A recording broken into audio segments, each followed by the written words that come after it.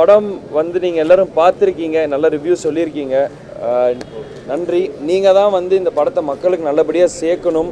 எப்படி நீங்கள் உங்களுக்கு என்ன ஆக்சுவலாக ஃபீல் ஆச்சு, படத்தில் நீங்கள் என்ன ஃபீல் பண்ணீங்களோ அதை மக்களுக்கு நல்லபடியாக சொல்லி நீங்கள் வந்து படத்தை இன்னொரு ஸ்டெப் மக்களுக்கு நீங்கள் ரீச் பண்ண வைப்பீங்கன்னு நான் நம்புகிறேன். நாங்கள் எல்லோரும் எங்கள் பெஸ்ட்டை கொடுத்துருக்கோம். நீங்கள் உங்களோட ரிசல்ட்ஸ் எங்களுக்கு சொல்லுங்கள், படம் எப்படி இருந்துச்சு, பிடிச்சிருந்தா இல்லையா, என்ன பெட்டர்மெண்ட் பண்ணணும் பண்ணக்கூடாதுன்ட்டு. அதே மாதிரி அப்பாவோட ஏஐ வந்திருக்கு படத்தில். அது நிறைய பேர் வந்து வீடியோஸ் எடுத்து போடுறாங்க, நிறைய பேர் பிடிச்சிருக்கு. ஸோ பார்க்காத ஆடியன்ஸ் நீங்கள் போய் அதை நீங்கள் தியேட்டரில் பாருங்கள், அது உங்களுக்கு கண்டிப்பாக பிடிக்கும்னு நான் நினைக்கிறேன். நான் ஏற்கனவே சொன்ன மாதிரி தான் இந்த படம் நிறையா ஸ்ட்ரகிளை தாண்டி நிறையா பிரச்சனையை தாண்டி வந்திருக்கு. இப்போ ஒரு வழியாக நாங்கள் தியேட்டருக்கு வந்துட்டோம். ஆடியன்ஸ் நீங்கள் தான் எங்களுக்கு சப்போர்ட் பண்ணி ஹெல்ப் பண்ணணும். முக்கியமாக பார்த்தீங்கன்னா சண்முக பாண்டியனுடைய அந்த ஃபைட் காட்சியை வந்து மீண்டும் கேப்டனுடைய ஃபைட் அப்படியே வந்து ஞாபகப்படுத்து அந்த அளவுக்கு இருக்காது. எங்களுடைய கட்சிக்காரும் சரி கேப்டனுடைய ரசிகர்கள் வந்து அந்த கேப்டன் வர ஏஐ இடத்துல வந்து எல்லாம் அன்றைக்கி அழுகுறாங்க அந்த சீனை பார்த்தா. டைரக்டர் வந்து நல்லா அவருடைய அந்த கிளைமேக்ஸ் காட்சியை வந்து நல்லா சிறப்பாக பண்ணியிருக்காரு. அதே ஒரு ப்ரொடியூசரும் சரி, அண்ணன் கேஆர் அவரும் சரி, தாஸ் அவர்களும் எல்லாமே வந்து கூட இந்த படம் பண்ணி கொடுத்துருக்காங்க. இன்றைக்கி ப்ரெஷ் ஷோ போட்டிருக்கோம், நீங்கள் எல்லாம் பார்த்துருக்கீங்க.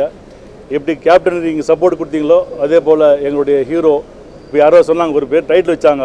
யார் டைட்டில் வச்சது? என்ன டைட்டில்? அது நீயே சொல்லு. நீங்கள் சொல்லுங்கள்.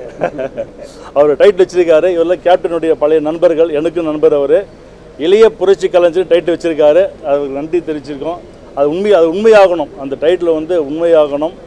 நிறைய படங்கள் வரணும். எப்படி கேப்டன் வந்து நிறைய படங்கள் நடித்து ஏழை மக்களுக்கு நல்லது மாதிரி பண்ணி மக்கள் கொடுத்தாரோ அது மாதிரி வந்து சண்முக பாண்டியன் நிறைய படங்கள் நடிக்கணும்.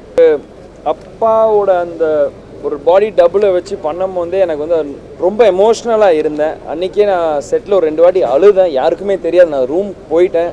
என்னால் அதை வந்து அக்செப்ட் பண்ணிக்க முடியல. ஏன் இன்றைக்குமே வந்து நான் வந்து ஃபர்ஸ்ட் ஷோ பார்க்கும் போதே நான் அப்பாவை ஸ்க்ரீனில் பார்க்கணுன்னு அழுக ஆரம்பிச்சிட்டேன். நான் அறியாமலே அழுக ஆரம்பிச்சிட்டேன்.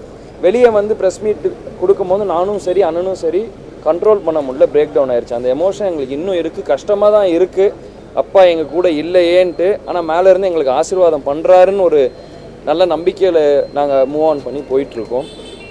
இன்னும் என்ன சார்? அதுதான் சார், எங்களுக்கு வந்து ரொம்ப close to the heart sir அது. ஏன்னா எல்லாருமே அப்பாவோட பாட்டு இங்கே அங்கே நல்லா யூஸ் பண்ணுறாங்க. ஆக்சுவலி இந்த பாட்டை வந்து நாங்கள் ரப்பர் பந்துலேயோ வேறு எந்த படத்துலையோ யூஸ் பண்ணுறதுக்கு முன்னாடியே நாங்கள் ஃபஸ்ட்டு யூஸ் பண்ணிட்டோம். அந்த ஸோ இந்த நிறைய பிரச்சனை நிறைய டிலேஸ் கழித்து படம் வந்ததுனால எங்களது டிலேவாக வந்துச்சு. ஆனால் எனக்கு வந்து அந்த பாட்டு தான் வைக்க போகிறோன்னொன்னே எனக்கு ரொம்ப சந்தோஷமாக இருந்தது. அப்பாக்கிட்டையும் அப்போ பெர்மிஷன் கேட்டோம், அப்பா சரின்னாரு. அதுக்கப்புறம் தான் அந்த பாட்டையே நாங்கள் படத்தில் வச்சுருந்தோம். இந்த படத்தில் ஜோடி இல்லையா சார்? உங்களுக்கு படத்தில் ஜோடி இல்லை, அதை பற்றி என்ன ஃபீல் பண்ணுறீங்க? எனக்கு ஒன்றும் இல்லைங்க. எனக்கு யானை படத்தில் இருந்துச்சுன்னா யானை கூட தான் எனக்கு கதை. ஸோ எனக்கு அதுவே அம்மாவுக்கு வந்து படம் ரொம்ப பிடிச்சிருந்தது. ஏன்னா அம்மாவுக்கு வந்து ரொம்ப எமோஷ்னலாக கனெக்ட் ஆகிட்டாங்க அப்பாவை பார்த்தது. வேறு நாங்கள் ஏன்னா நான் 10 வருஷம் கழித்து வரேன். அம்மா என்னை வீட்டிலே இருந்து பார்த்துட்டாங்க. நான் வெளியே போகணும் நடிக்கணும்னு அவங்களுக்கும் எவ்வளோ ஆசை எல்லாம் இருந்தது. அதெல்லாம் தாண்டி இருந்தாலும் நான் அப்பா கூட இருந்தாகணும் அந்த சுச்சுவேஷன் இருந்தனால அம்மாவுக்கு வந்து ரொம்ப வருஷம் கழித்து என்னை ஸ்க்ரீனில் பார்க்கும்போது அவங்கள அறியாமல் அவங்களும் அழுதாங்க. அண்ணனும் நானும் எதுக்கு அழுக ஆரம்பிச்சேன்னா அப்பாவோட ஏஐ பார்க்கும்போதே நான் தியேட்டரில் அழுதுட்டேன். அதை அண்ணன் வெளியே பேசும்போது என்னால் கண்ட்ரோல் பண்ண முடியல. நான் அதனால தான் பின்னாடி அழுதுட்டு இருந்தேன். அண்ணன் என்ன பார்த்தோன்னே அண்ணன் அழுக ஆரம்பிச்சிட்டாங்க. ஸோ அதுதான் அந்த ரீசன். அப்பாவை வந்து அந்த பாட்டுலையும் திருப்பி மக்கள் எல்லாரும் அப்பாவை கொண்டாடுறதை பார்க்கும்போது எங்களால் அதை ரொம்ப நல்லா இருந்தது. ஸோ எங்களை மீறி அந்த அழுகை வெளியே வந்து